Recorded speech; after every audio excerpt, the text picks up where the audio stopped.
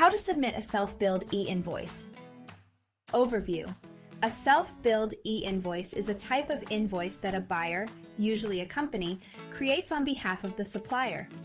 Instead of the supplier issuing the invoice, the buyer generates it for their purchases. The buyer must ensure that all required information is correctly filled out and that the e-invoice is submitted according to tax regulations. Scenario: a company hires an individual freelancer to design a logo. The freelancer is not running a registered business, so they don't issue invoices. The company therefore creates a self-billed e-invoice for the payment, listing the freelancer's details and the service provided.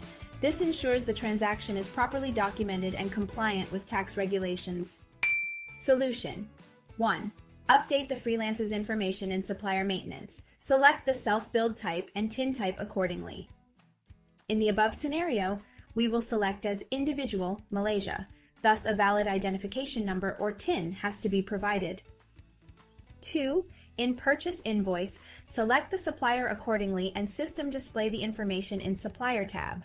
As system detected, a valid self-billed type is updated. Upon saving, user allowed to click Submit e-Invoice button. 3. System prompts a confirmation, verify the content, and click Confirm. 4. The self-billed invoice has been successfully submitted and the status is now showed as valid. 5. Select the format, Purchase Invoice, e-Invoice QR, and Preview. User can share this self-billed invoice to the supplier. Remark: user cannot click Submit e-Invoice for self-billed type as None.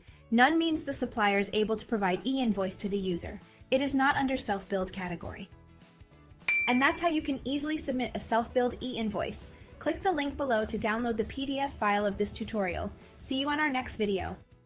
Q&E Optimum, your trusted partner in simplifying accounting. E-Invoice ready.